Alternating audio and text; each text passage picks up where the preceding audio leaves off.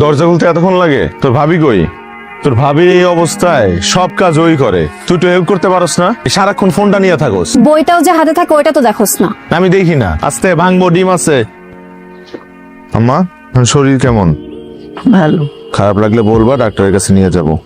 আচ্ছা, একটা কাজ দিয়েছি, এত ভুল কেন? তাড়াহুড়ো করে করছি তো স্যার, তাই একটু ভুল হয়ে গেছে। টাইম এবং প্রিসিশন দুটো একসাথে মেনটেন করতে হবে। ক্যারেক্টার সুযোগ দেন, আমি একটু ক্রস চেক করে আনতেছি স্যার আবারও।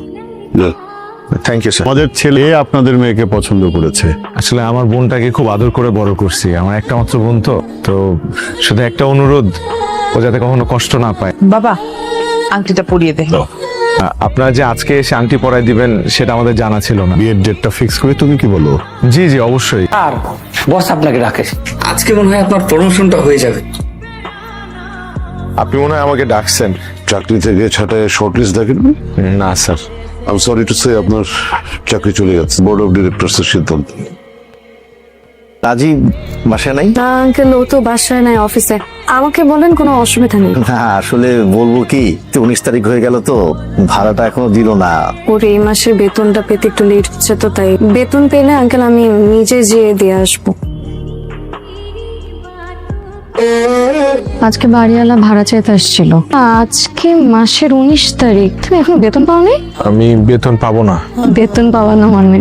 তা নিয়ে আমার চাকরিটা চলে গেছে। চাকরি না থাকলে প্রতিদিন অফিস টাইমে তুমি ব্যাগ নিয়ে কোথায় যাও? আমার মতো মধ্যবিত্তদের অভিনয় করা ছাড়া আর তো কোনো উপায় নেই। দিন সকালবেলা অফিসের জন্য বের হই, কিন্তু আমার তো কোনো অফিস নাই। বিভিন্ন অফিসে ঘুরি চাকরির ইন্টারভিউতেই, কিন্তু আজ পর্যন্ত আমার কোনো চাকরি হয় নাই।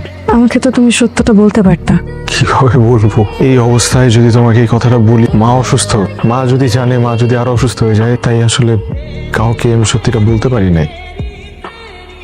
রাজীব, আমার ওষুধ শেষ, তোরে তো বললাম। আম্মা, আজকে ফেরার পথে তোমার ওষুধ নিয়ে আসবো আমি। আচ্ছা বাজার নেই বুঝছোস, 1000 টাকা দিতে পারোস তাইলেও খুব উপকার হয়।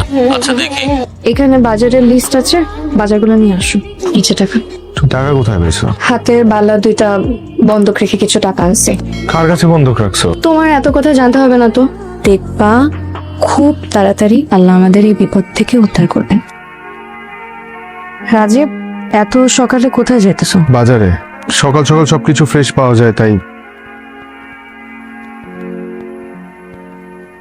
আপনারা সবাই সিরিয়াল ধরেন, সিরিয়াল না ধরলে কাউকে দেব না। তুমি টিসিবি ট্রাকের লাইনে দাঁড়িয়ে বাজার সদাই কিনছো। তোমার রান্না করার জন্য বাজার দরকার ছিল। মানুষ দেখলে কি বলবে? মানুষ কি বলবে সেটা ভাবার সময় আমার এখন নাই। আর এমন তো না যে আমি ওখান থেকে ভিক্ষা করে আনছি, আমি টাকা দিয়ে আনছি। তাহলে এখানে লজ্জার কি আছে? সম্মান হারানোর ভয় না পারতেছি রিক্সা চালাইতে, না পারতেছি হকারি করতে। কিছুদিন পর জুয়ের বিয়ে, কেউ যদি দেখে? কি হবে? সম্মান নষ্ট হবে। মুখ লুকানো যত সহজ, পেটের খোঁতা লুকানো তার থেকেও বেশি কঠিন। ভাইয়া, আগে তো চিকন চালান তো, ওটাই তো ভালো ছিল। এবার মোটা চালাননি কেন? চিকন চালে কোনো পুষ্টি নেই, একটু কষ্ট করে খা। আজকে খায়ালো, পরে ভাইয়া বাজারে গেলে চিকন চাল আনবে না। আগামী মাসের 10 তারিখের মধ্যে আমরা বিয়ের প্রোগ্রামটা শেষ করে ফেলি। আমার একটু একটা কথা আছে আর কি। আঙ্কেল, বিয়েটা যদি একটু পিছানো যায় কয়টা দিন, তাহলে খুব ভালো হয়। 2-4 দিন তো এদিক সেদিক করাই যাবে। 2-4 দিন না, 2-4 মাস হলে ভালো হয়। 2-4 মাস কেন? আমার আসলে একটু এই সমস্যা আছে তাই না? তোমাদের সমস্যা তো লেগেই আছে একের পর এক। তোমাদের এত সব সমস্যা থাকার পরও আমি এই বিয়েতে রাজি হয়েছি। আমার ছেলে তোমার বোনকে পছন্দ করেছে। আমার অবস্থাটা একটু বোঝার চেষ্টা করেন। যা বোঝার বুঝে গেছি। তোমাদের অবস্থা দেখে যা মনে হচ্ছে তাতে এই বিয়ের জন্য আমাদের আর আগানো ঠিক হবে না।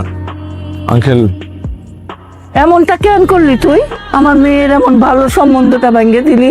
ভাইয়া, কি এমন হয়েছে? আমাদের তো বলতে পারছি। তুই তো আগে এমন ছিলি না, বাজার সদাই ঠিক মতো করছ না, মোটা ছেলের ভাতাই না খাওয়াইতেছ, খরচ দিবি তো দূরের কথা, তোমার কোচিংয়ের টাকাটা পর্যন্ত তুই দিতেছস না। আমি সব বুঝে ফেলাইছি। কয়দিন পরে তোমাকে বাচ্চা হইব, বাচ্চার ভবিষ্যৎ আছে, টাকা পয়সা লাগবো, এই জন্য আমার মায়ের বিয়াটা ভেঙে দিছ। তুই একটা স্বার্থপর। হ্যাঁ আমি স্বার্থপর, আমি একজন স্বার্থপর সন্তান। আমার বাপ যখন মারা যায় তখন আমার বয়স কত ছিল? আমি ইন্টারে পড়ি। সেই বয়স থেকে আমি পুরো সংসারের হাল ধরছি। মা, তুমি আজকে আমার স্বার্থপর বইলা বলাইলা? আসলে তো আমি তো স্বার্থপর, কারণ আমি তো তোরে মোটা চালের ভাত খাওয়াইছি।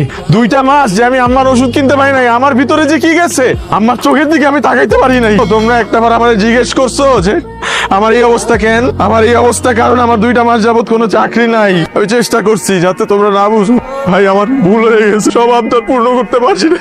আমার মাফ করে দাও, আমার মাফ করে দাও আম্মা, তুই মাফ করে দে। আমি পারি না এদের বোন, আমি অভিনয় ভালো করতে পারতেছি।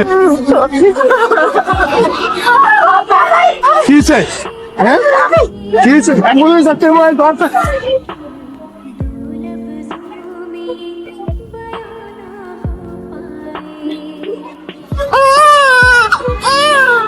আপনার ছেলে সন্তান হয়েছে। আমরা দুঃখিত, অতিরিক্ত রক্তক্ষরণের কারণে আপনার স্ত্রীকে আমরা বাঁচাতে পারিনি।